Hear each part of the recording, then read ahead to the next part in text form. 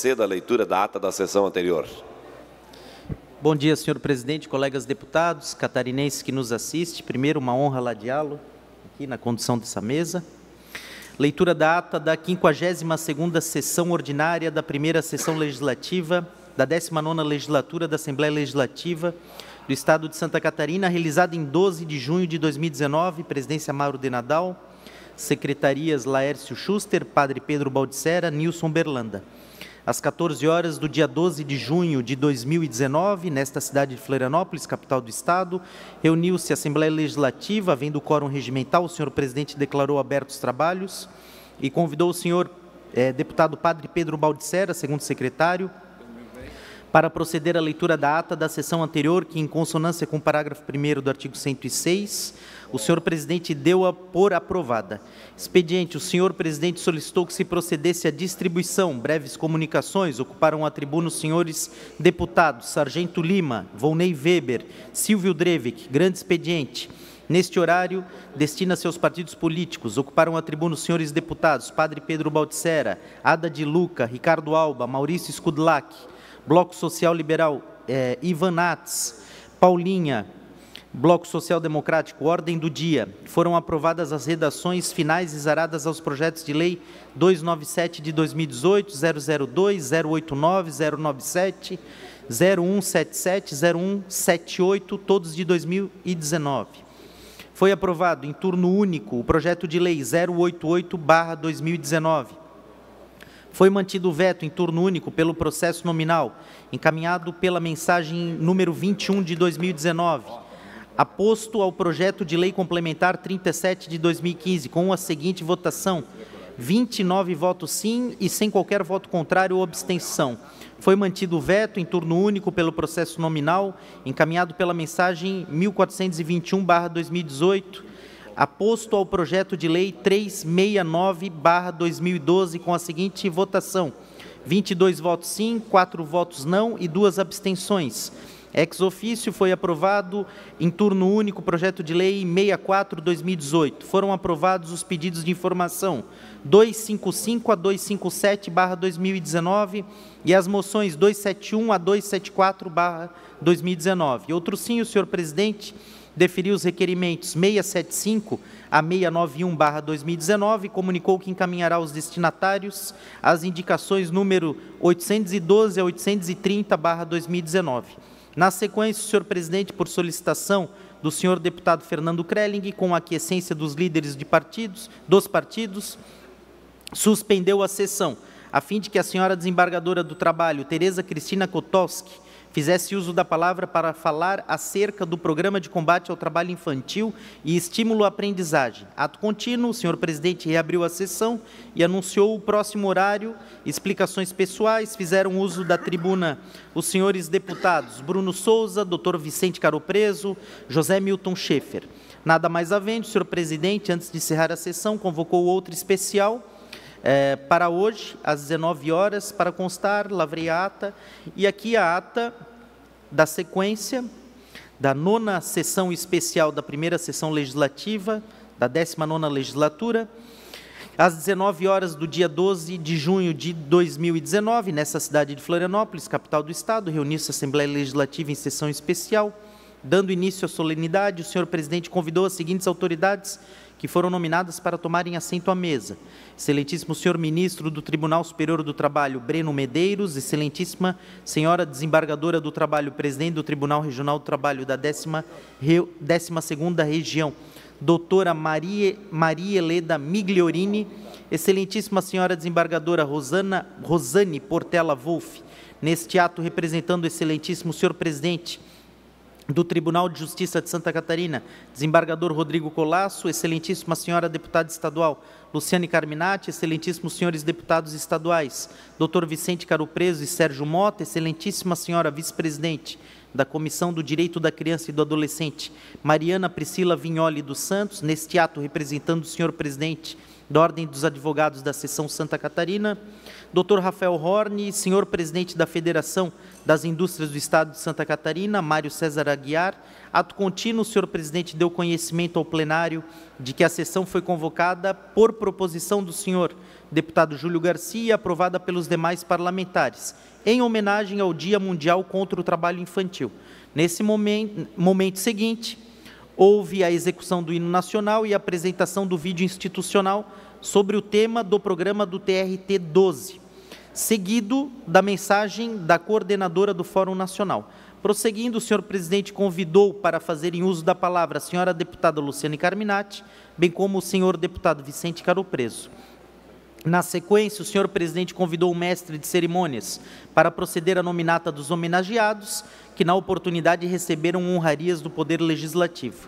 Após as homenagens, o senhor presidente convidou para fazer uso da palavra, em nome dos homenageados, o excelentíssimo senhor ministro do Tribunal Superior do Trabalho, Breno Medeiros. Também teceu seu discurso a organizadora do concurso de desenhos Criança Não Trabalha, lugar de criança é na escola. Excelentíssima senhora juíza do trabalho, Andréa Cristina de Souza Haus. Dando continuidade à solenidade, o senhor presidente fez uso da palavra e, finalizando, agradeceu a todos pela presença e, antes de encerrar a sessão, anunciou a execução do hino de Santa Catarina. Nada mais havendo, o senhor presidente convocou outra sessão ordinária para o dia seguinte, no horário regimental, data de hoje, para constar, eu, segundo secretário, lavrei a ata. Lidas atas, senhor presidente. Dou por aprovada as atas que acabam de ser lidas. Solicito à assessoria que proceda à distribuição do expediente. Breves comunicações, pelo tempo de até 10 minutos. Com a palavra o deputado Dr. Vicente Caro Preso.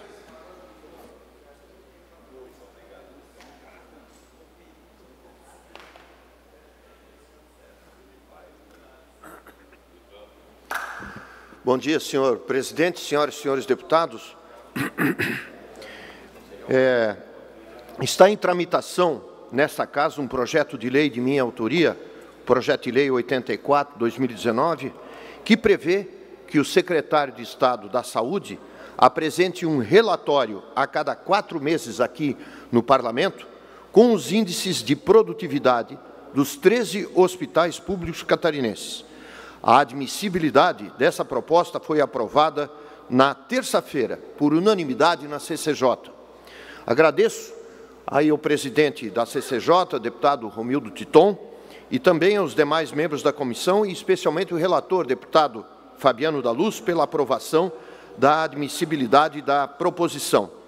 O que diz essa proposta?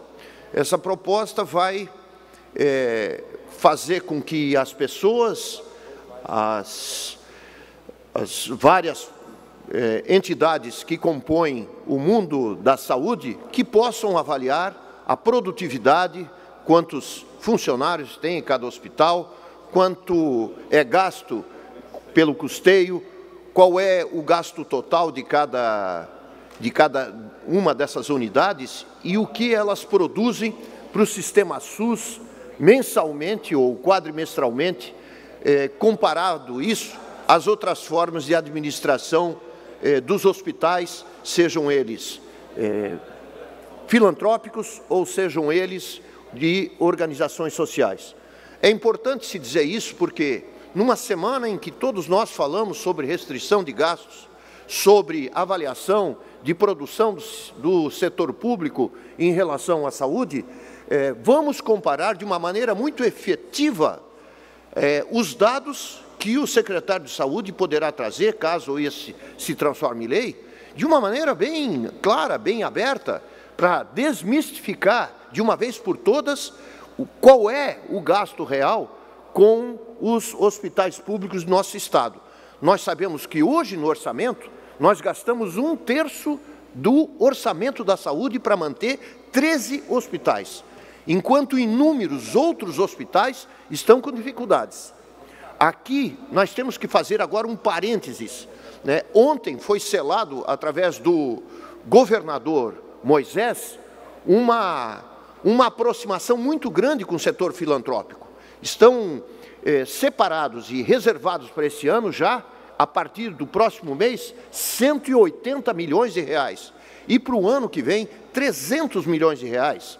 Então, vai ser mais uma demonstração que o nosso governo, o nosso Estado, a nossa gente, vai poder ter mais tranquilidade com os hospitais comunitários aí espalhados. São quase 180 dessa rede forte filantrópica do Estado que vem se somar às organizações sociais bancadas pelo governo, aos hospitais públicos municipais, aos hospitais federais existentes em nosso Estado e também a grande rede filantrópica.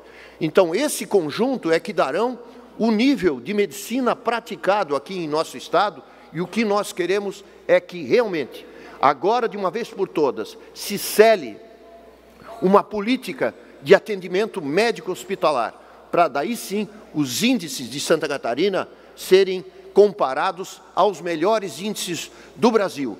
Por exemplo, com todo esse estímulo à rede filantrópica, não poderemos mais admitir grandes filas em algumas cirurgias e alguns programas.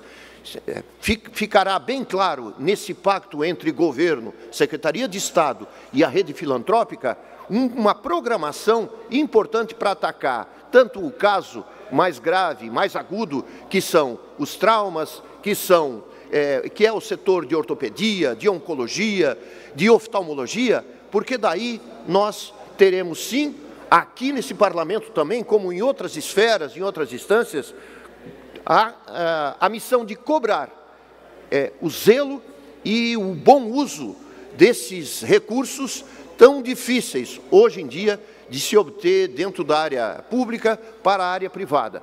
Então, é um dia de celebração, um dia de muita alegria que o setor de saúde tem hoje a registrar aqui nesse parlamento. Uma outra situação importante, agora também de nível estadual, é o convênio que vai ser assinado amanhã em Joinville com a ABVESC, Associação dos Bombeiros Voluntários de Santa Catarina. Então, historicamente, havia sempre um mal-estar entre os corpos de bombeiros militares e os bombeiros voluntários em Santa Catarina. Aqui nós temos o coronel Mocelin, o deputado Mocelin, que na legislatura passada foi o motivo de grande aproximação dessa conversa. Aqui eu tenho que ressaltar o papel importante de todo o Corpo de Bombeiros Voluntários, tanto Coronel Mocelin, Coronel Graff e outras pessoas do alto escalão que tiveram a sensibilidade de fazer uma conversa igual, uma conversa de valorização do trabalho de quem mais faz o resgate de vidas aí espalhadas no Estado, de tantas situações importantes, bonitas, heróicas. E aqui eu quero dizer uma frase muito importante. Obrigado ao comandante Moisés pela sua sensibilidade. Vejam que ironia do destino. Um bombeiro militar, chefe do Estado, comandante, vai fazer e assinar em Joinville, perante toda o staff da Associação Comercial de Joinville, que teve muitos embates aí com o Corpo de Bombeiros Militar, né, fará essa assinatura desse convênio que prevê 3 milhões para 2019 e 3 milhões para 2020. Sem sombra de dúvida, um ganho, uma tranquilidade que se dá, a luta não para por aí, porque as feijoadas, as galinhadas, enfim, todos os trabalhos, né, e parar nos sinaleiros também, e obter aquela arrecadação importante para a renovação de uma ambulância, de um carro, de uma escada Magiros, enfim, isso não vai parar porque os gastos são contínuos. Então, registro aqui tanto os ganhos no setor da rede filantrópica, ontem pelo o comandante Moisés, o nosso governador, e, sobretudo, nesse ganho que será celebrado amanhã com a Associação dos Bombeiros Voluntários de Santa Catarina. Muito obrigado. Ainda em breves comunicações, pelo tempo de até 10 minutos, com a palavra o deputado Ricardo Alba.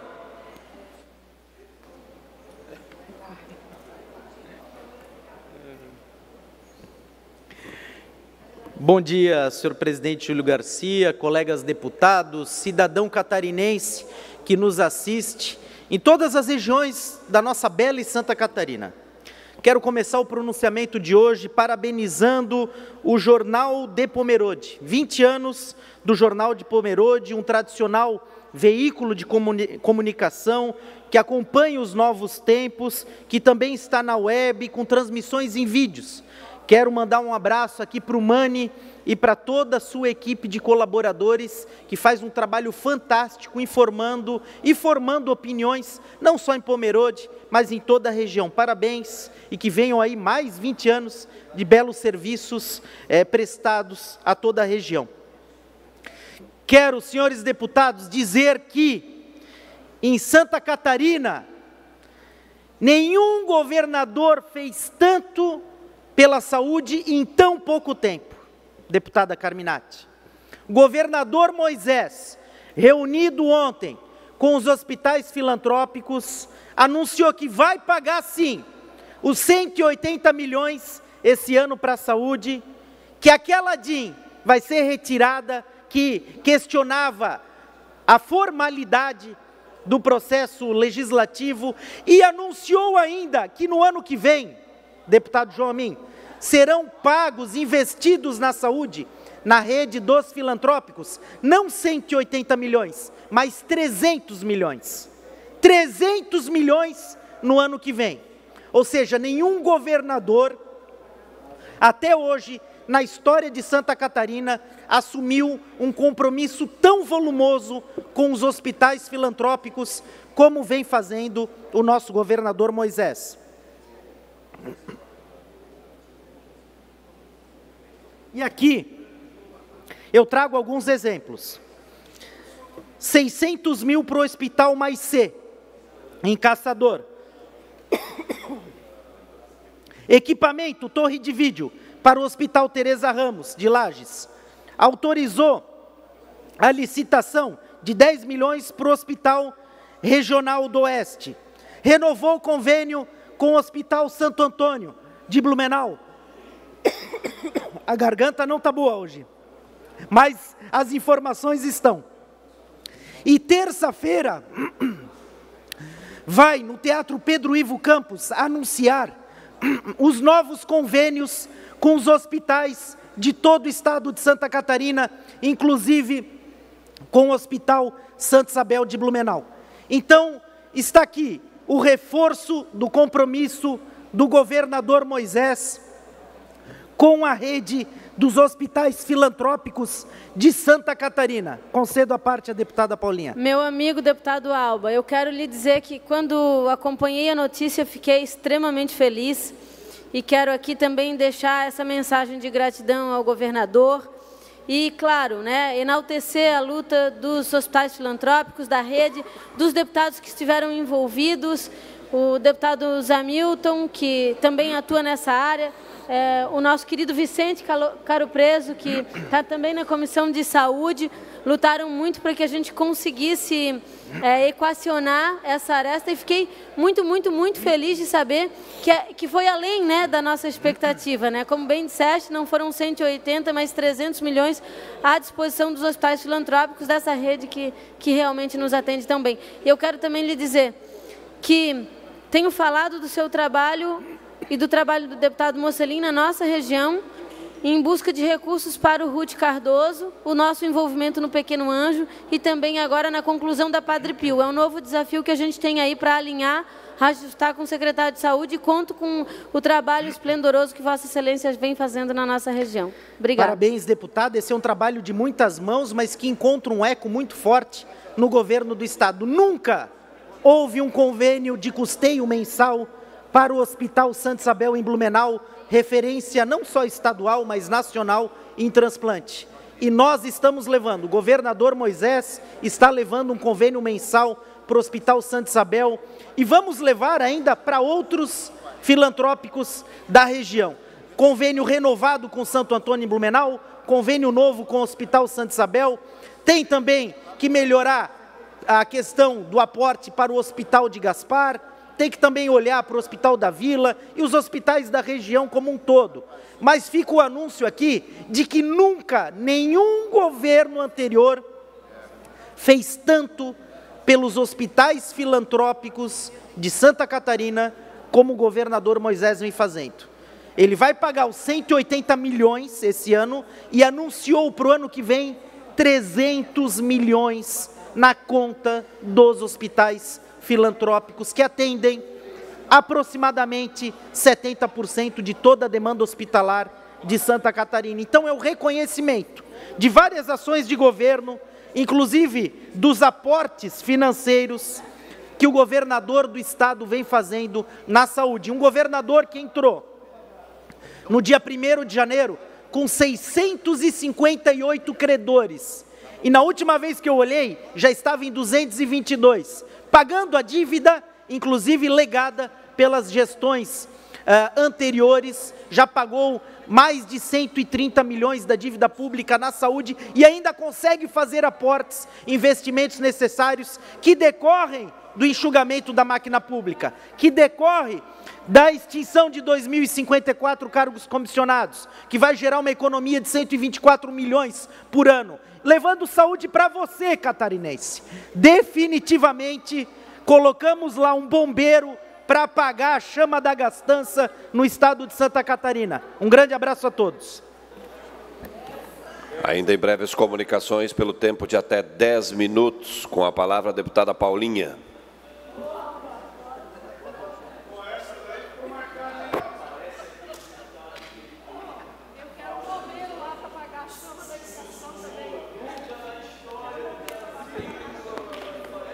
Senhoras e senhores, bom dia a todos e todas.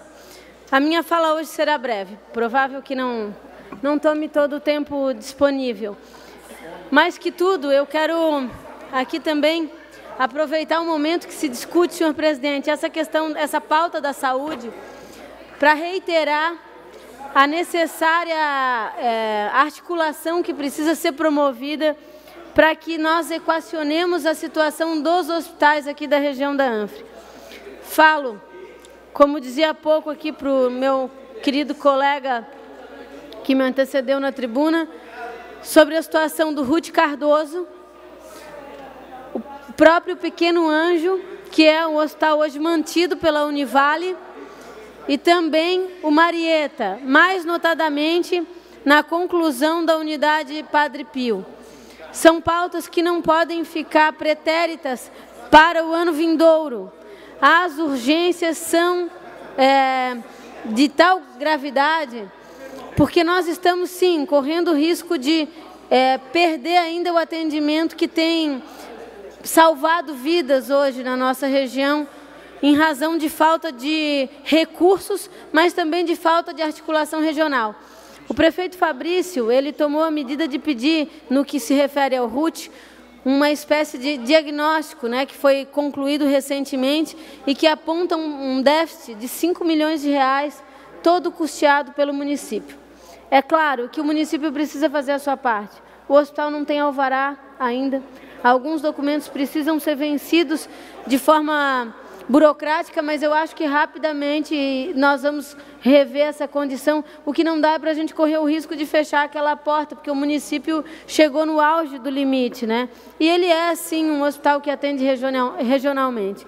Então, eu quero mais uma vez aqui falar para vocês dessa importante pauta e pedir mais uma vez o apoio do deputado Mocelin, do deputado Alba, para que a gente possa ajustar uma nova reunião com o secretário, mas com uma proposta de encaminhamento já, para que ele possa tomar medidas imediatas aí e que nos assegurem, pelo menos, o término de ano com alguma tranquilidade, né? E quero, claro, mais uma vez aqui enaltecer o esforço do governo nos investimentos que foram agora patrocinados aos hospitais filantrópicos, mais do que justo, mais do que devido, né? Esses 300 milhões, eles chegam em muito boa hora. Então, parabéns a todos que lutaram por essa causa. Era isso, senhor presidente. Obrigada. Próximo horário, ainda em breves comunicações, com a palavra o deputado Onir Mocelin, diretamente de São Miguel do Oeste.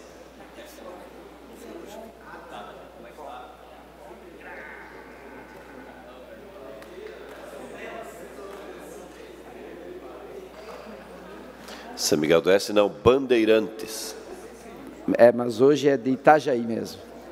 Até porque nós queremos fazer aqui, usar a palavra, fazer uma homenagem à terra que atualmente eu resido. Então, eu quero cumprimentar nesse momento o nosso presidente, a todos os nossos colegas, a todos que nos assistem através da TVAL. Então, hoje eu quero homenagear uma terra que me acolheu de braços abertos e que no próximo sábado, dia 15 de junho, estará completando 159 anos de a nossa querida Itajaí. Como o nosso presidente falou, eu sou natural de São Miguel do Oeste, mas eu já resido em Itajaí há mais de 22 anos e já me considero um verdadeiro peixeiro, né, que é carinhosamente chamado quem reside em Itajaí. E foi em Itajaí que eu criei minhas 3 filhas, fiz grandes amigos e aprendi a amar aquela cidade. Lá comandei o Corpo de Bombeiros Militar por mais de 16 anos e liderei importantes operações de busca e salvamento, como as enchentes de 2008 e 2011, e é com muito orgulho que eu posso dizer que eu tentei ajudar muito aquela cidade, a comunidade de Itajaí, nos momentos mais difíceis que frequentemente passa. Aliás, a resiliência e a cooperação para enfrentar dificuldades é uma das principais características desse povo, que historicamente enfrenta desastres naturais, mas nunca se entregou. Sempre se recuperou, levantando a cabeça e seguindo a vida com coragem, determinação e fé. E é justamente por isso que nós, gestores públicos, temos a responsabilidade e a obrigação de dar respostas rápidas à população. Além de ser hospitaleira e acolhedora, recebendo gente de todas as partes do Estado e do Brasil, outra marca da cidade é a força econômica e o espírito empreendedor. Sendo uma das 10 maiores cidades do Estado, Itajaí é a que mais cresce economicamente. Está entre as 50 melhores cidades do Brasil para se investir. Aliás, segundo o secretário Paulo Eli ontem, na Comissão de Finanças, ele comentava que é questão de tempo de Itajaí se tornar a primeira cidade, a maior economia do Estado, ultrapassando hoje Joinville, que já está quase chegando em Joinville. Itajaí também desponta pelas suas belezas naturais e, claro, pelo bom humor e simpatia do seu povo. E por isso resolvemos homenagear a cidade ouvindo as pessoas que, de sol a sol, trabalham pelo desenvolvimento da nossa querida Itajaí. Fizemos uma campanha nas redes sociais perguntando: o que é ser peixeiro para você? Recebemos vários vídeos que agora nós vamos exibir numa seleção especial dos principais que fizeram essa resposta, perguntando o que é ser peixeiro para você. Eu gostaria que passasse o videozinho, por favor.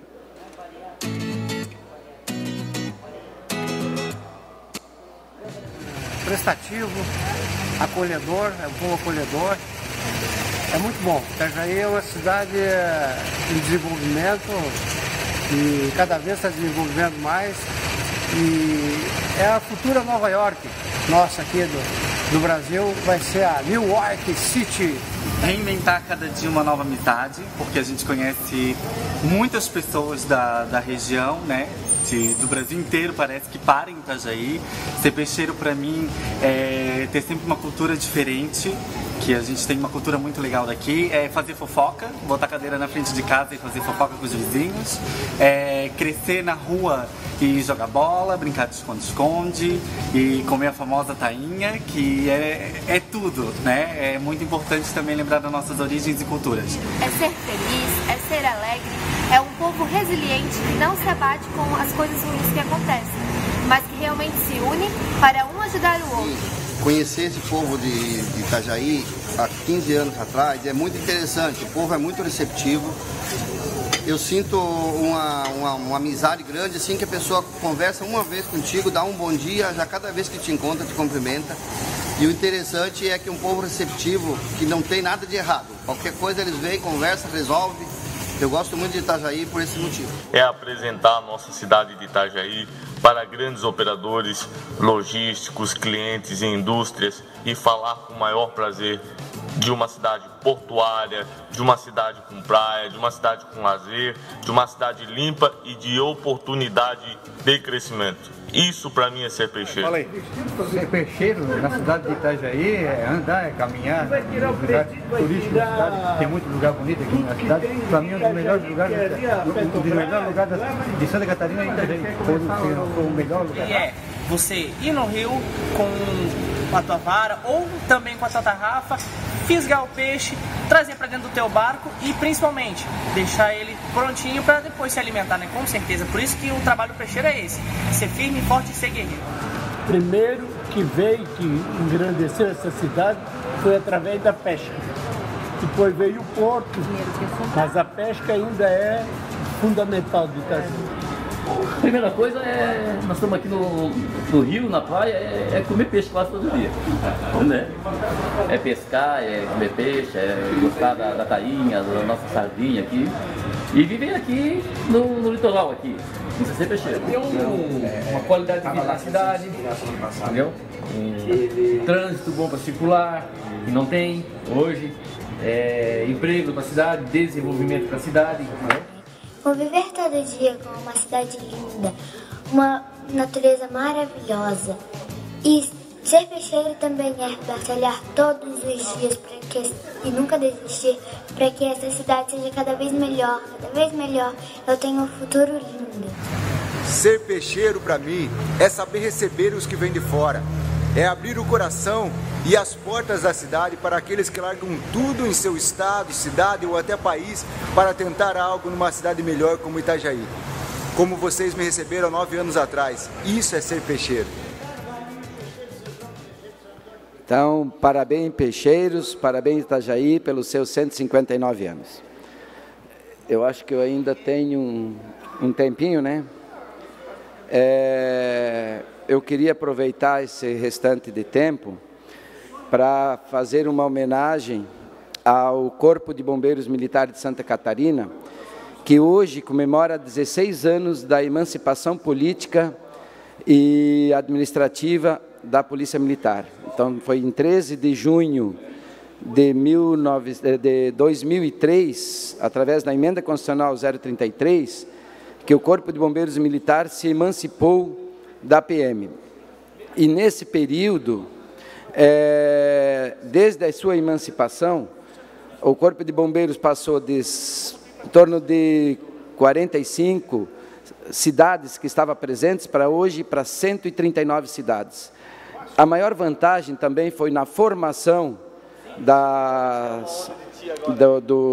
formação dos bombeiros, que antes formava-se policial militar. No meu exemplo, me formei policial militar e depois 3 anos depois passei para o Corpo de Bombeiros. Então teve uma série de vantagens em economia.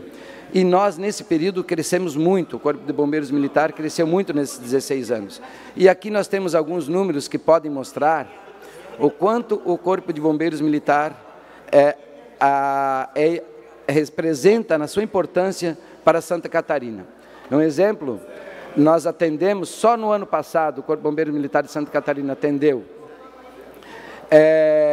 quase mais de 9 mil incêndios, mais de 10 mil buscas, salvamentos e resgates, 125 mil atendimentos pré-hospitalar, quase 60 mil salvamentos aquáticos. Uma informação importante, só de bens salvados, que se não tivesse tido a atuação do Corpo de Bombeiros Militar, foi de mais de 450 milhões. Isso só na parte de bens salvados representa mais do que o custo do Corpo de Bombeiros Militar no Estado. Foram da questão de pessoas treinadas para a comunidade, quase 10 mil pessoas, e também na questão de vistorias e análise de projeto, quase 500 mil vistorias e análise de projetos para Santa Catarina.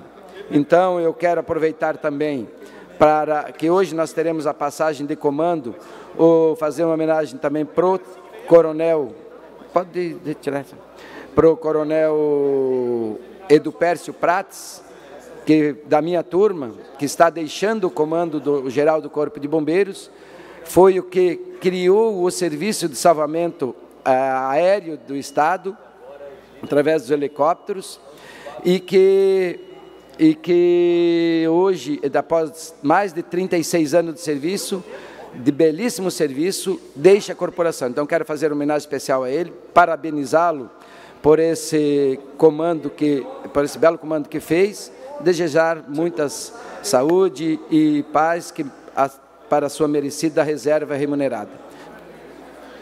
Mais um minuto para Vossa Excelência concluir. Eu também quero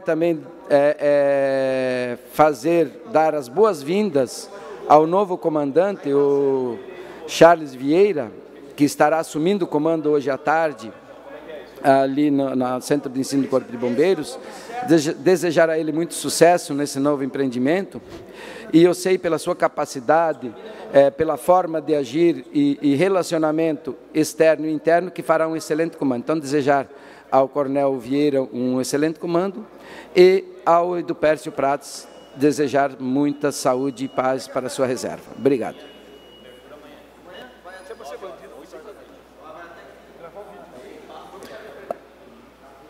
Horário destinado aos partidos políticos. O primeiro horário de hoje é do MDB, pelo tempo de 13 minutos e 30 segundos. Consulto a deputada Ada de Lucas, se Vossa Excelência quer fazer uso da palavra em nome do partido. Não? Próximo horário, Bloco Social Liberal, PSL, PL, pelo tempo de 13 minutos e 30 segundos. Márcios Machado com a palavra. Ô, Márcio, o avião vai ser, não sou a senhora.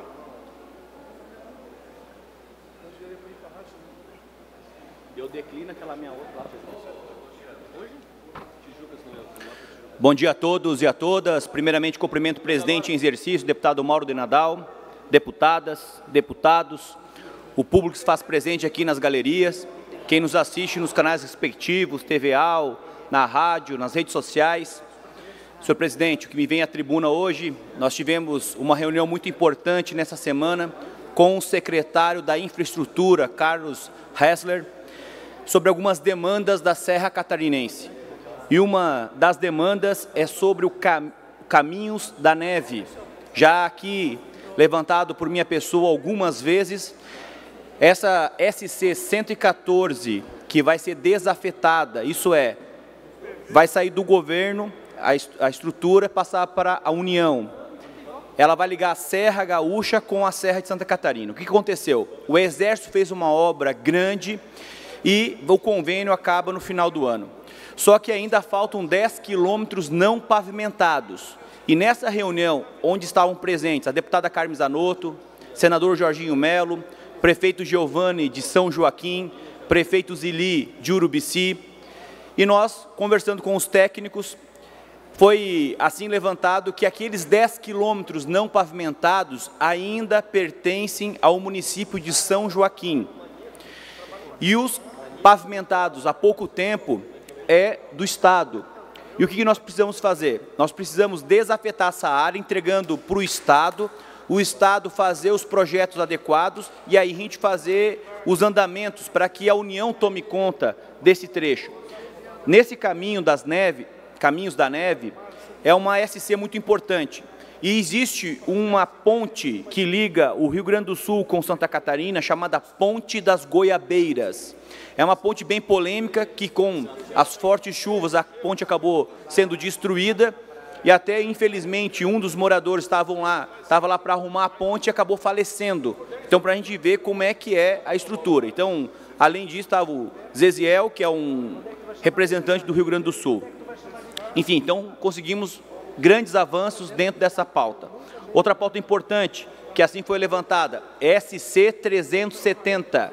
São 31 quilômetros de asfaltamento, que liga Rio Rufino a Urubici, e vai trazer um desenvolvimento muito grande para a região. E assim nós precisamos estar fortalecendo. Existe um projeto de mais de 100 milhões de reais, esse projeto é extraordinário, uma vez que essa região começa a se transformar numa nova Gramado. Por quê? Porque o Urubici hoje tem inúmeras pousadas de donos que são europeus. São muitas pessoas também, investidores aqui do Brasil, que têm pousadas de alta excelência. E o que acontece? Então, o Urubici começa a entrar num outro patamar. E esse projeto, de mais de 100 milhões de reais, ele tem ciclovias, tem estruturas maravilhosas. Então, há uma possibilidade de manter esse projeto ou fazer um outro projeto que seja um custo um pouco menor, esse investimento, porque não é um custo, ele é um investimento para o Estado de Santa Catarina, para que a gente possa ter essa acessibilidade.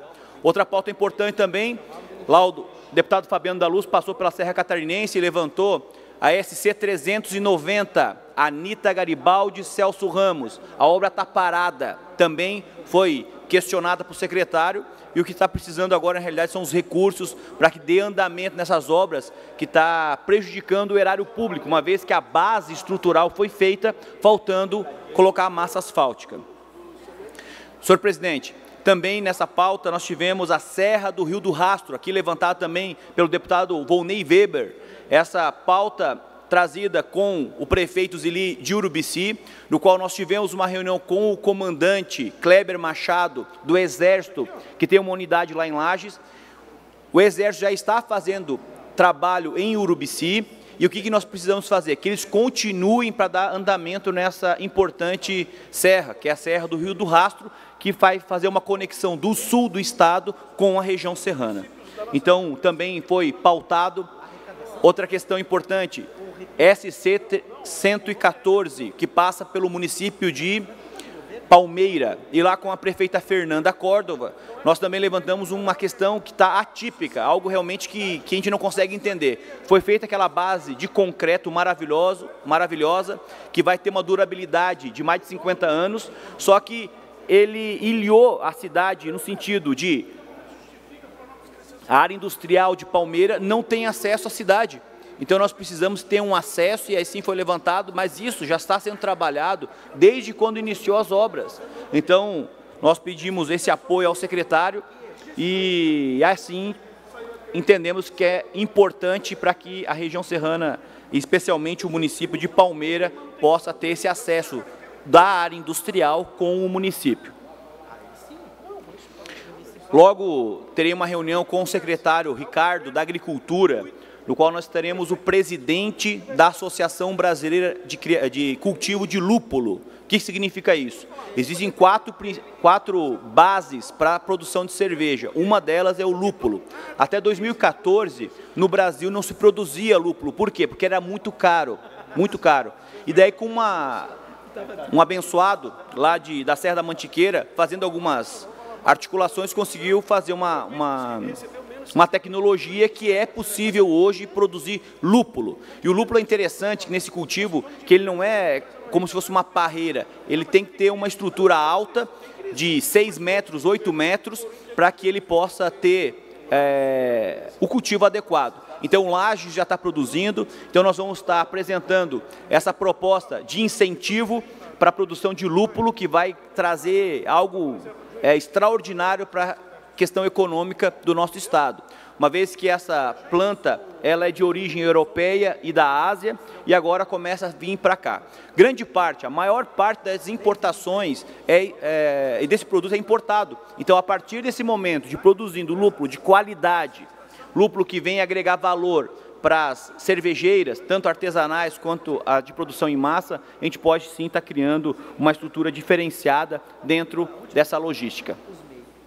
Então, senhor presidente, eu fico obrigado pelo espaço, e seria esse meu posicionamento no dia de hoje. Tem o procedimento no portal do empreendedor, do governo federal. Próximo horário destinado ao bloco parlamentar PP, PSB, PRB, PV, pelo tempo de até 12 minutos, com a palavra o deputado João Amin.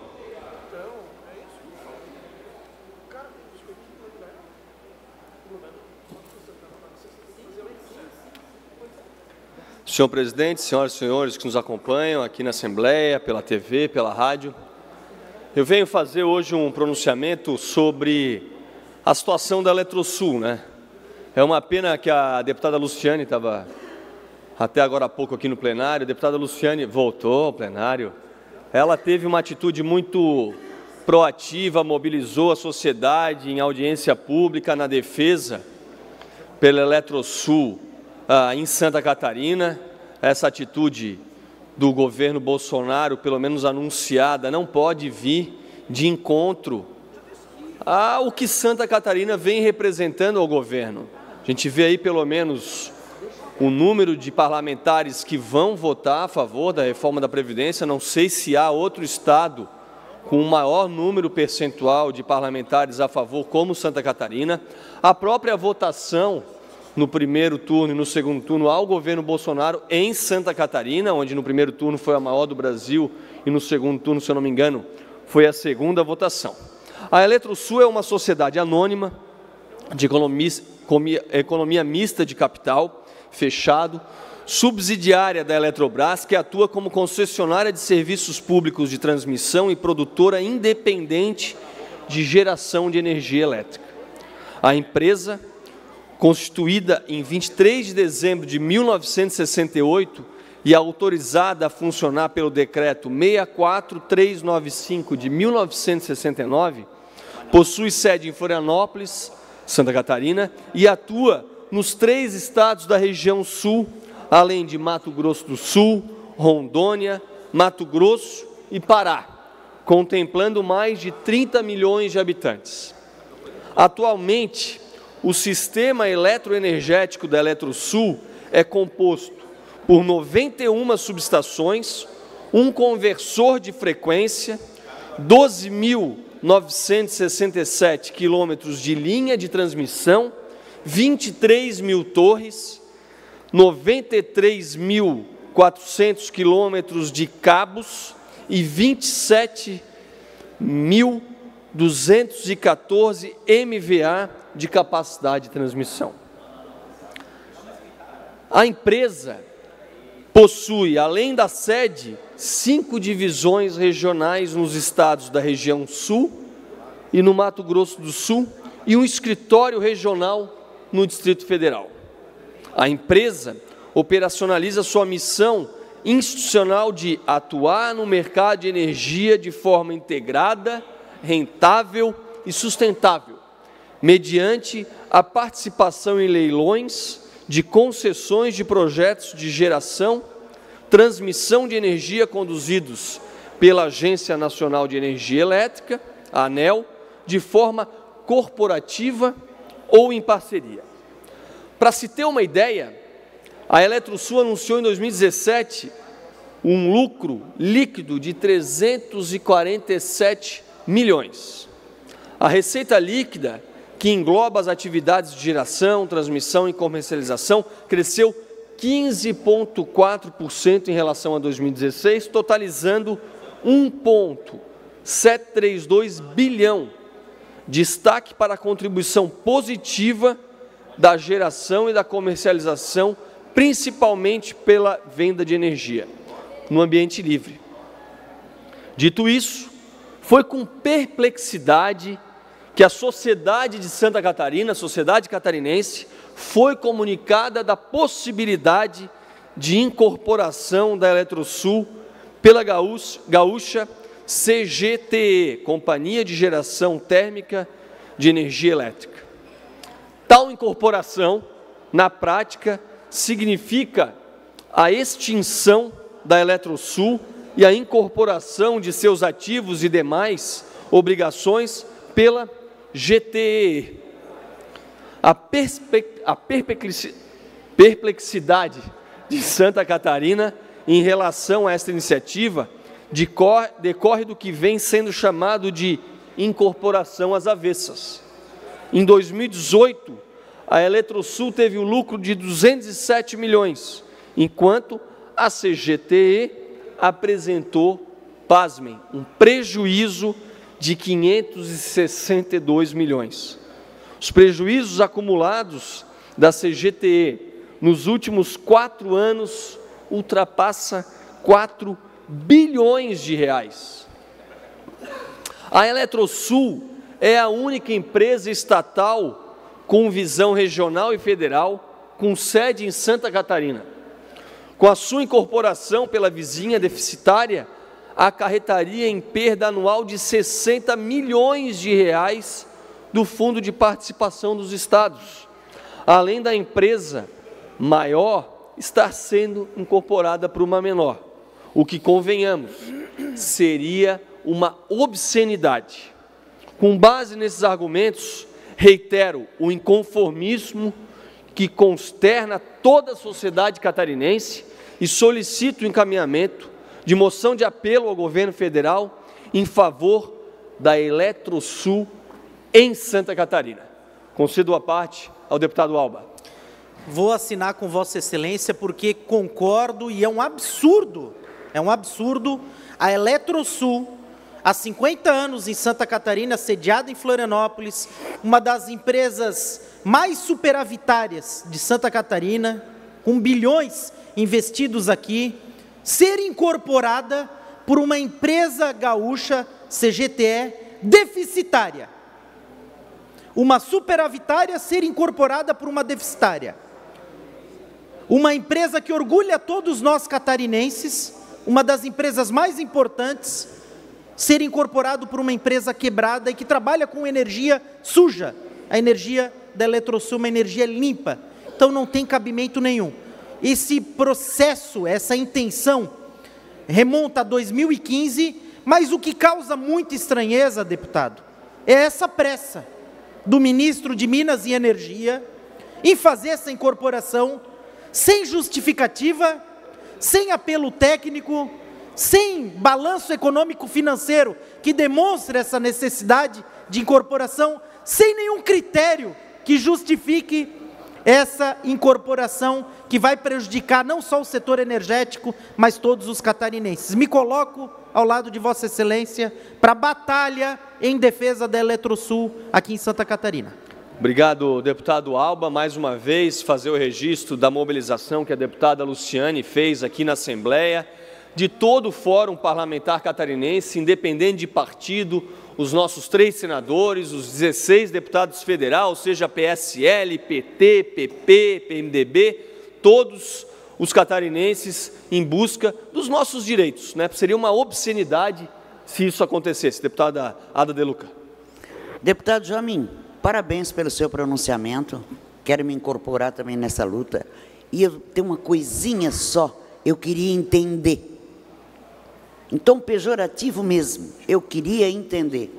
Estamos juntos. Obrigado, deputada. Não sei se o deputado Ivan, por favor. Deputado Amin, quero também me solidarizar com Vossa Excelência com essa pauta extraordinária da Frente Parlamentar, da deputada Carminati, de Vossa Excelência. Espero sinceramente que o governo federal tenha sensibilidade e que o governo do Estado esteja também com as suas armas em punho para defender essa importante empresa catarinense. A Assembleia está, como vê Vossa Excelência, atuante e fiscalizadora nessa pauta. É inadmissível e até fora de cogitação a transferência da Eletrosul do Estado de Santa Catarina para qualquer outra unidade da Federação, sob qualquer pretexto, pelo que ela representa para Santa Catarina. Parabéns a vocês da frente, parabéns àqueles que estão empunhando essa bandeira. Obrigado, meu amigo deputado Ivan. Deputada Luciane. Quero primeiro agradecer a referência que me foi feita e fazendo justiça aqui, deputado João Amin, lembrando que nós pautamos, como Vossa Excelência citou, ainda no dia 2 e 3 de abril esse assunto, ele era desconhecido, né, da sociedade catarinense. A Eletrosul é a 6ª maior empresa em Santa Catarina e nós corríamos o risco de perder esta empresa para Candiota, no Rio Grande do Sul. E é tão absurdo o que estava se pensando em termos de fusão, que eu dei o exemplo que é como se fosse uma padaria incorporar um shopping center. Não tem sentido. A lógica é o contrário, é o shopping center grande incorporar uma padaria. Então, eu quero primeiro destacar, dia 2 e 3, nós fizemos a fala aqui na tribuna, nós lançamos a Frente Parlamentar em Defesa da Eletrosul dia 10 de abril, dia 13 de maio, nós tivemos uma grande audiência aqui, e citar a deputada Marlene, que também nos ajudou muito nessa articulação, com a presença da bancada federal, dos senadores, e no dia 13 ainda de maio, os deputados federais e senadores tinham um almoço com o governador e pautaram ao governador aquilo que nós já tínhamos falado na tribuna, que era a necessidade necessidade do governador defender esta empresa pública para Santa Catarina. A informação que nós temos é que no dia 15 de maio teve uma reunião da bancada catarinense com o ministro Onyx Lorenzoni, e no dia 26 de maio eu também estive com o chefe do Ministério Público Federal de Santa Catarina, que tem uma ação ajuizada, quer dizer, uma representação, uma denúncia, e deve se pronunciar. E no dia 30 agora de maio, o governador Moisés anuncia nas redes que o processo tende a ser revertido. Então, eu quero só contar essa história, agradecer muito aqui o seu apoio desde o início, do próprio Espiridião Amin também, que fez uma fala excelente na audiência pública, e quero dizer que essa luta é nossa, ela é independente de partido. Eu defendo empresas de Santa Catarina que fiquem em Santa Catarina, não vou aceitar que a gente perca a sede, a estrutura, os recursos públicos e os impostos. Então, parabéns aí pela menção também, obrigada. Obrigado, deputada Luciane. Então fica mais uma vez registrado uma de várias ações que os catarinenses estão fazendo para manter a Eletrosul, uma empresa que é padrão, que tem índices e números que valorizam a boa gestão, para que essa ação contra Santa Catarina não ocorra. Muito obrigado. Próximo horário destinado ao Bloco Democrático, PSD, PDT, PSDB e PSC, pelo tempo de até 15 minutos. Não havendo orador, próximo horário destinado ao Partido dos Trabalhadores pelo tempo de até 6 minutos. Com a palavra, o líder da bancada, deputado Fabiano da Luz. Já estão aí, Márcio?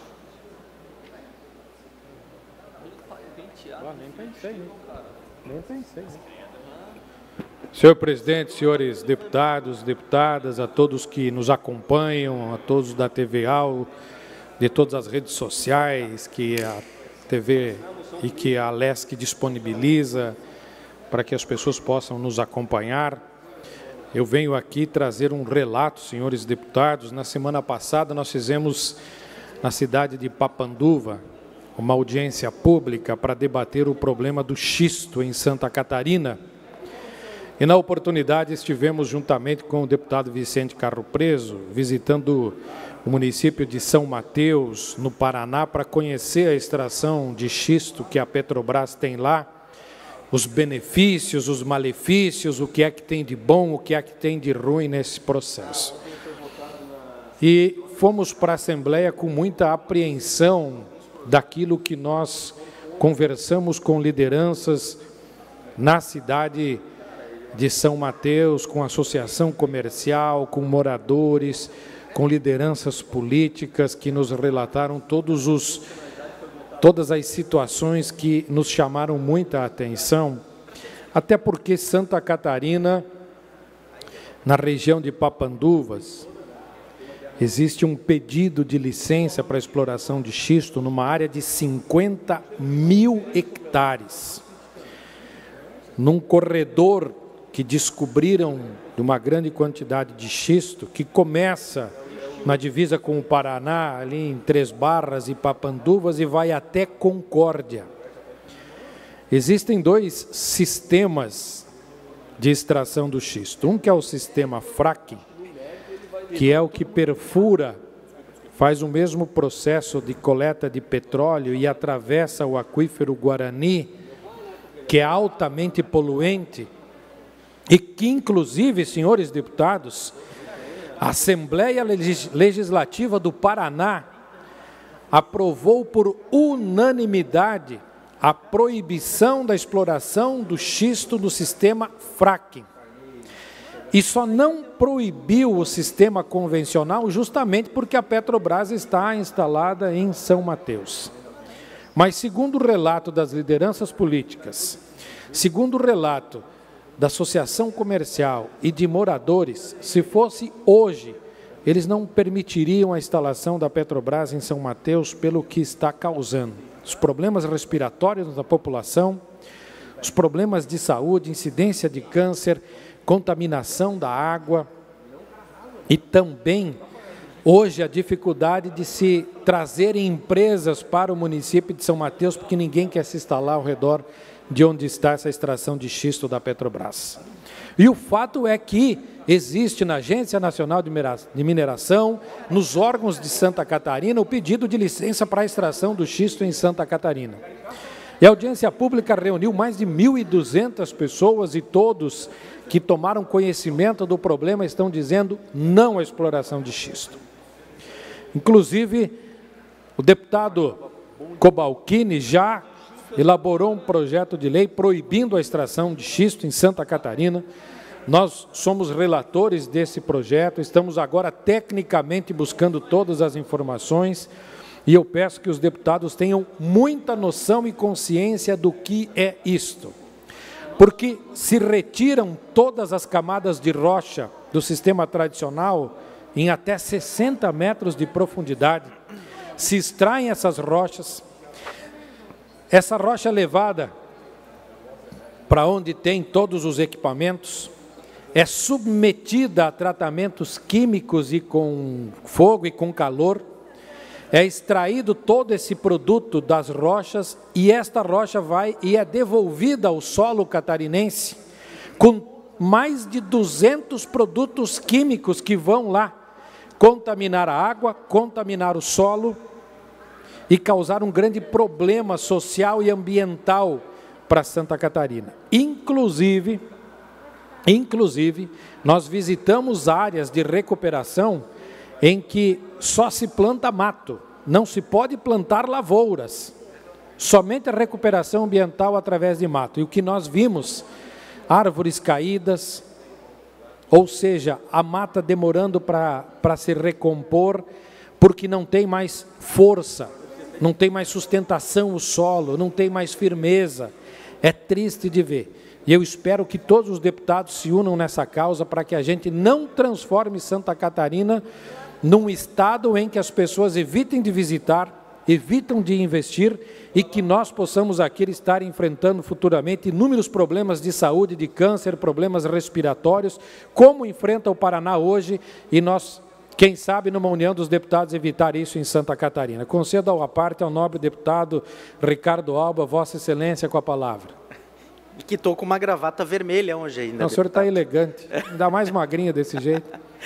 Deputado, me coloco ao lado de Vossa Excelência. A exploração do xisto é muito perigosa, não só em Santa Catarina, mas em todas as regiões. O método é muito perigoso porque há um risco muito grande de contaminação do solo, do subsolo, de lençóis, formadores ali dos rios, né? Inclusive, o rio Itajaí, o rio que corta todo o vale do Itajaí, tem uma de suas nascentes em Papanduva, o que causa uma preocupação muito grande, não só no Planalto Norte, mas em todo o vale do Itajaí, que é cortado pelo rio Itajaí. Mais um minuto para Vossa Excelência concluir, deputado. O Alba está com a palavra, senhor presidente. Posso concluir, presidente? Então, é uma preocupação muito grande, não só para o Planalto Norte, mas para todo o Vale do Itajaí. Me coloco ao lado de Vossa Excelência contra a exploração do xisto em Santa Catarina. Muito obrigado, deputado Ricardo. Em razão do tempo, nada mais do que isso. A minha manifestação de apoio integral a esta causa, conte comigo para a subscrição de qualquer ato legal aqui nesta casa. Eu não pude ir na audiência, mas fiquei orgulhosa dos 7 parlamentares que estiveram lá, cuidando dos interesses do nosso povo. Obrigada, deputado, e parabéns. Obrigado, Paulinha. Nós estávamos em 7 deputados de Santa Catarina presentes nesta audiência pública e realmente, quando o projeto estiver aqui para ser votado, nós vamos apresentar todos os dados técnicos, todo o levantamento que foi feito, toda a preocupação e o problema que é a extração de xisto no Brasil inteiro, mas que nós queremos evitar aqui em Santa Catarina. Obrigado, senhor presidente. Conforme a autorização do líder do PSD, o deputado Ivan Nats fará uso da palavra do bloco pelo tempo de até 5 minutos. Senhores deputados, senhoras deputadas, bom dia a todos, povo catarinense que nos acompanha. Eu queria fazer uma reflexão, especialmente para a minha região e para a minha cidade, Blumenau. Uma reflexão sobre os números do ICMS de Blumenau, publicados no último dia do mês de maio. Uma retração de arrecadação de ICMS negativa, de menos 1,45% de arrecadação do ICMS. Ou seja, Blumenau arrecadou menos no ano passado do que no ano anterior. Segundo o prefeito Mário Delbrandi, a arrecadação caiu 65 milhões de reais. O governo, obviamente, culpou a crise, culpou o movimento que o país atravessou, fez uma série de culpas a todos, menos ao governo. O governo. E o governo de uma cidade tem responsabilidade com a manutenção da arrecadação dos impostos. Por quê? Porque se o imposto cai, obviamente a qualidade do serviço cai. Blumenau, deputada Ada, os servidores estão em greve. Por quê? Porque não houve o repasse da inflação automática para os salários. Faz mais de 15 dias que os servidores estão em greve, já em paralisação, movimento de greve na minha cidade. Então, o governo tem que ter essa preocupação de controlar a arrecadação mês a mês, para não cair nisso que Blumenau caiu. É arrecadação negativa. E aí vai ter problema com o SBLU, vai ter problema com a Universidade a FUB, vai ter problema com a folha de pagamento, vai ter problema com os serviços essenciais, vai ter problema com o pagamento dos empréstimos. Não tendo o pagamento dos empréstimos de dias, começam as vinhas as certidões negativas, não consegue captar recursos do governo federal, e é uma bola que está se construindo. E o governo culpa a crise. Mas eu quero mostrar para vocês a tabela dos outros municípios que não se preocuparam com a crise. Por favor, eu queria que vocês, o povo de Santa Catarina, se atentasse, e principalmente a região de Blumenau, há uma tabela que a gente disponibilizou para que vocês tenham conhecimento. Olha só, todos os municípios sofreram a mesma crise. Todos os municípios sofreram a mesma crise. Mas Joinville cresceu 10%, deputado Alba. Itajaí cresceu 28%. Florianópolis, cresceu 7% de ICMS. E Jaraguá do Sul, com a mesma crise, com o mesmo problema de escoamento, porque agora toda desculpa é da 470, arrecadação de ICMS, toda desculpa é 470, tudo o que acontece em Blumenau, a culpa é da 470. Mas Jaraguá do Sul também tem o seu problema com a rodovia 116, que é um grande problema para Jaraguá do Sul. Chapecó cresceu 5,5%, e São José, 7,8%, sendo a cidade que mais gera emprego em Santa Catarina. Então, o que acontece? Há um descuido do governo, uma sucessão de erros do governo municipal, uma sucessão de erros do governo municipal, e não é dessa gestão, não, é de gestões anteriores, que hoje em Blumenau, o sujeito que faz uma bolachinha, senhores deputados, para vender de casa em casa, não consegue a licença da vigilância sanitária. O sujeito que quer construir um negócio não consegue a licença ambiental. O sujeito que quer construir um prédio, quando o prédio está pronto, não saiu a licença. Então, o governo é o grande culpado da retração do ICMS. Deputada Ada. Deputado, muito justo falar isso. Esse seu discurso no comparativo. Por exemplo, Içara, lá no sul, é o município que mais cresce. Agora, tem que ter planejamento em todos os municípios. Então, por isso, também tem que ter no governo planejamento. Até numa casa tem que ter, numa residência. Agora, imagine um estado, não é tão grande, mas é grande, o nosso de Santa Catarina. Sem planejamento, tudo... faz a bola de neve aí, que o senhor muito bem falou. Deputada Alba, a deputada Ada. Mais um minuto para Vossa Excelência concluir. Deputada Ada, a senhora foi muito feliz. E a palavra é essa mesmo, planejamento. Um governo de sucessão de erros de planejamento, só preocupado com reeleição, só preocupado que vai ser governador, vai ser senador, terminou o mandato, o que eu vou fazer da minha vida quando eu acabar? Daqui, passou 5 anos, passou a eleição, eu já estou falando de eleição de governador do estado, que foi o que aconteceu em Blumenau. O resultado é o povo paga a conta. Não tem planejamento, como falou muito bem a deputada Ada, não tem uma projeção de futuro, a arrecadação cai e o povo sofre. É o resultado da falta de planejamento, como muito bem falou aqui a deputada. O resultado é o sofrimento do povo, que fica lá na base, sem o mínimo do dinheiro para fazer a manutenção básica da cidade. E vai piorar, hein? Muito obrigado, senhores deputados. Questão de ordem, deputado Márcio Machado.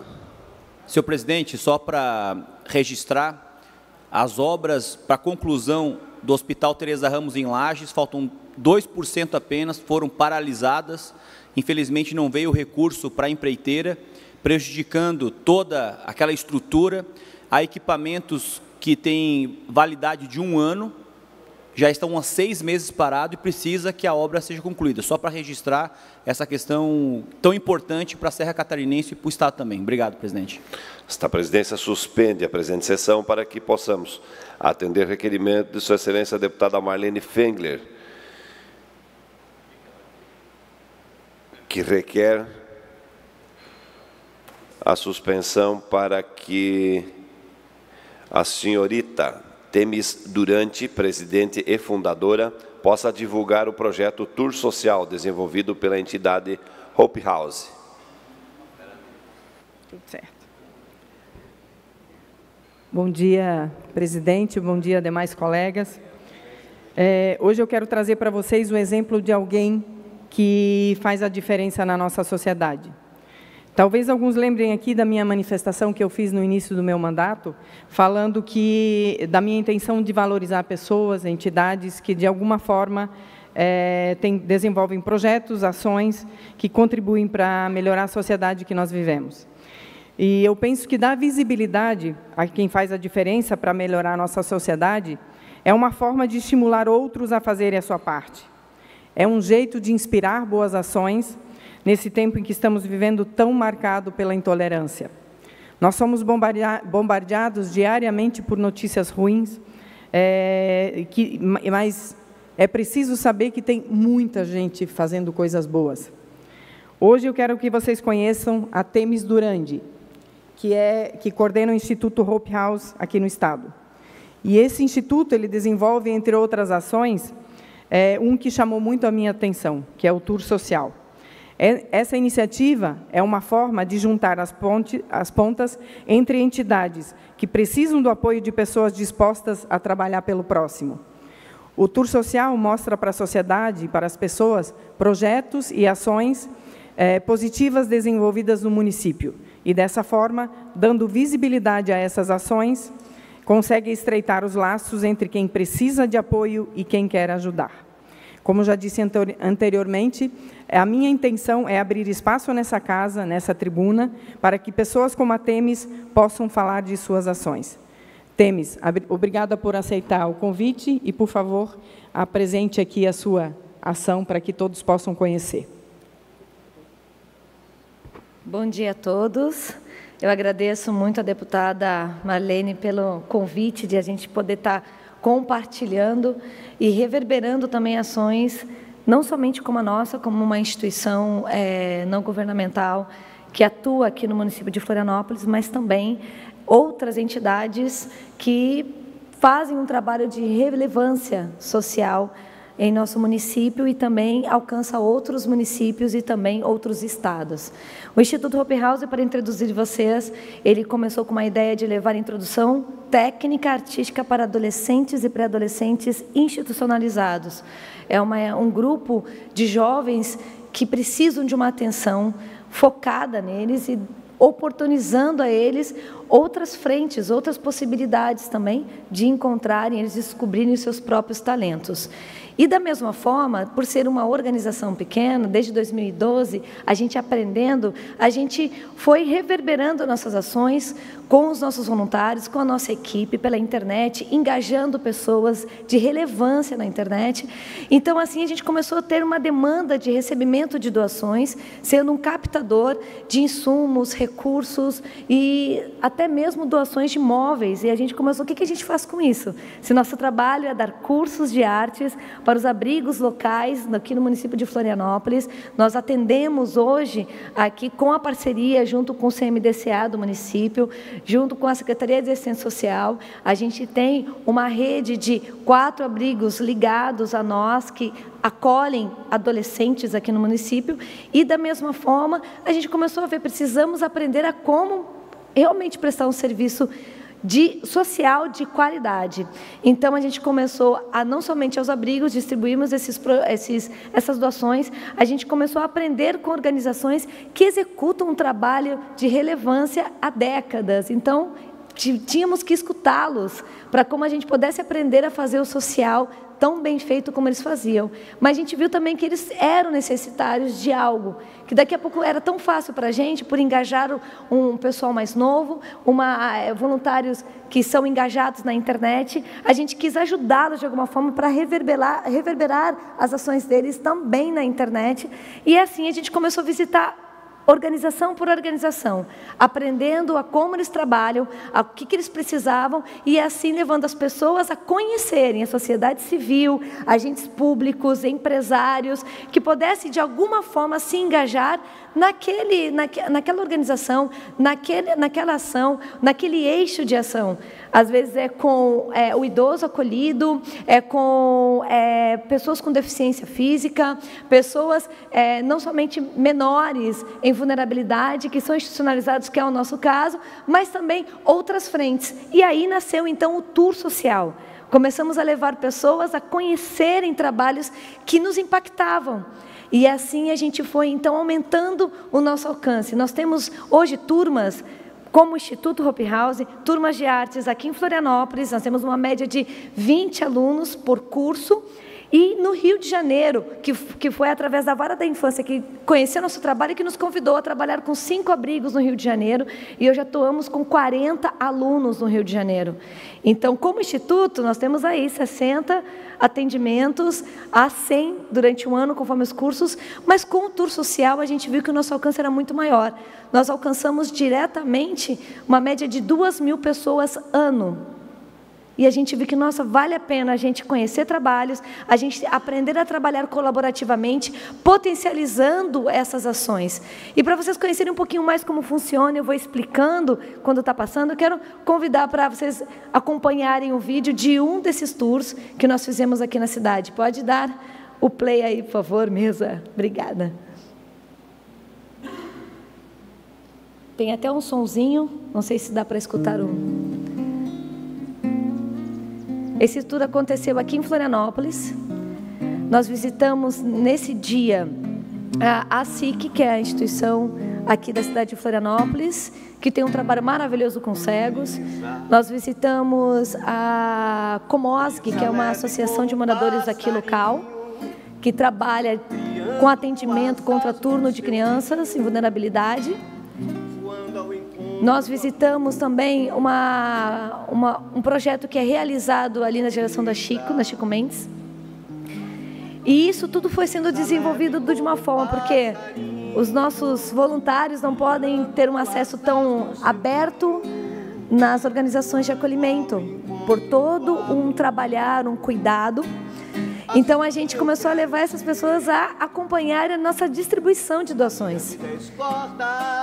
E aí vocês começam a ver que tem pessoas convidadas, no total dos nossos tours, uma média de pessoas que acompanharam as nossas ações, e ações aqui de Florianópolis foram mais de 10 milhões de pessoas na internet.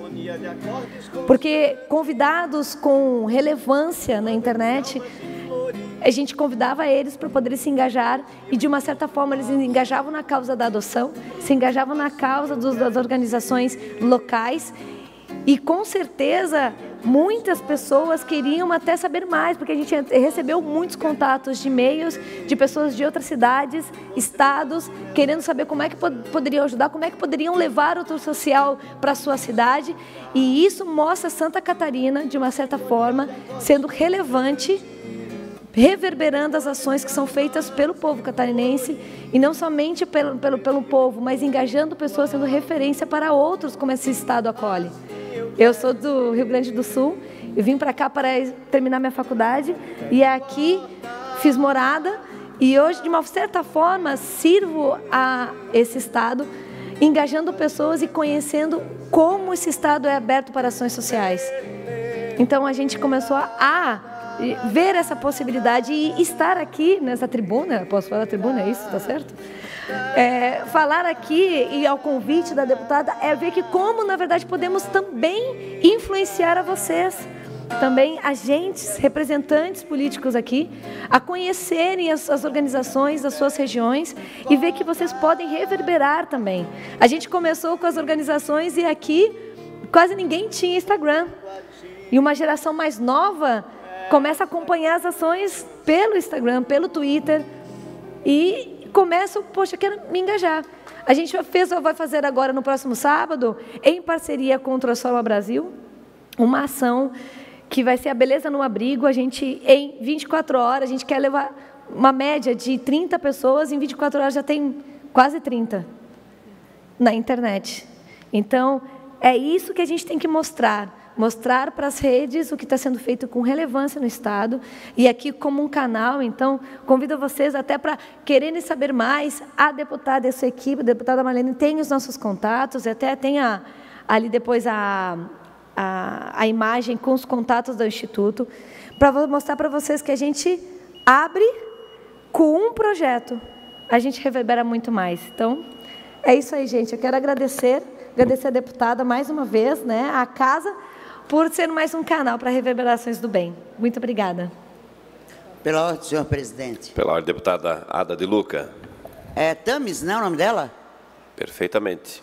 Tamis, eu quero parabenizar pelo trabalho, até porque hoje eu até saio um pouco aliviada, sabendo desse trabalho que vocês fazem. Aliás, eu sei de vários outros trabalhos também. Mas hoje, nos dias de hoje, que a gente abre o jornal, é tragédia. Liga a televisão, é tragédia. Só falta botar uma bacia para parar o sangue ali embaixo, né? É crime, é assassinato, enfim. Isso me machuca muito, né? Como fui secretária de Justiça e Cidadania por 8 anos, né? A gente sabe o que acontece. Então, parabéns, conte com essa deputada, entende? O povo está carente, nós precisamos realmente de amor, de levar uma palavra de carinho para as pessoas, o que não está acontecendo mais. Está tudo muito robotizado, o ser humano está se tornando robô. E quando eu digo isso, eu digo em nome de várias pessoas que eu conheço. Não estou dizendo ao Léo, não. É de várias pessoas. Mais 30 segundos, deputado. Todo mundo se tornando robô. Isso não vai... O fim disso eu não sei como é que vai ser. Parabéns. Conte, eu tenho certeza, conte com esse parlamento. Muito obrigada, deputada. Jair Mioto. Senhor presidente, eu gostaria de parabenizar a deputada Marlene pela iniciativa em dar visibilidade às boas ações realizadas no nosso município, no nosso estado, e parabenizar a Tamis também, o Instituto Hope House, e colocar o gabinete à disposição. E eu também, além de parlamentar, sou pastor, e temos também um departamento de ação social muito atuante na Igreja do Evangelho Quadrangular. Legal. Também colocar à disposição desse trabalho, e parabéns, que vocês continuem fazendo esse trabalho, que é referência. Muitas pessoas, às vezes vocês nem têm a dimensão disso, mas muitas pessoas se espelham em vocês. Nós precisamos de mais exemplos assim. Essas têm que ser as referências para os nossos jovens adolescentes. Parabéns a Tamis, a equipe que lhe acompanha, a deputada Marlene. Muito obrigada, deputada.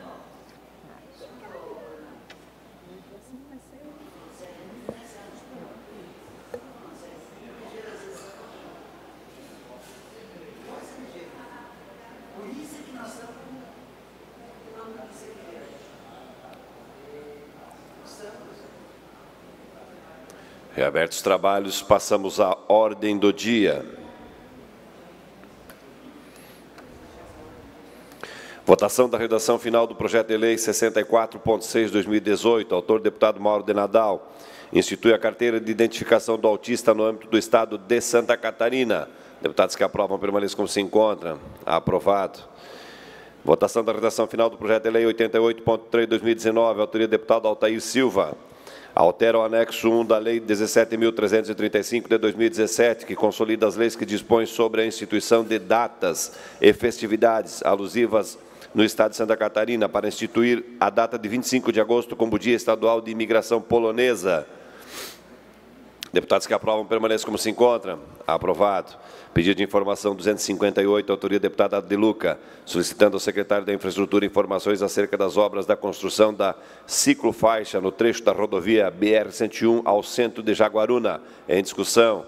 Não havendo quem queira discutir, em votação. Deputados que aprovam permaneçam como se encontram. Aprovado por unanimidade. Pedido de informação 259, autoria do deputado João Amin, solicitando ao secretário da Administração informações acerca do contrato de uso remunerado do imóvel localizado na rua Arcipreste Paiva, número 41, Centro, Florianópolis, registrado no primeiro ofício do Registro de Imóveis da Comarca da Capital sobre a matrícula 39.094, firmado pelo Poder Executivo Estadual. Em discussão. Não havendo quem queira discutir, em votação. Deputados que aprovam permaneçam como se encontram.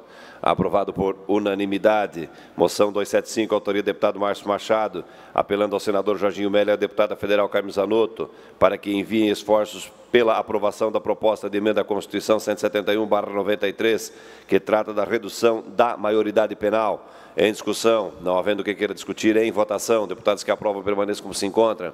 Aprovado por unanimidade. Moção 276, autor deputado Márcio Machado, apelando ao Procurador da República em Lages para que seja viabilizada a adoção de medidas judiciárias em desfavor do INSS, Unidade de Lages, pelo atraso na concessão do benefício de aposentadoria.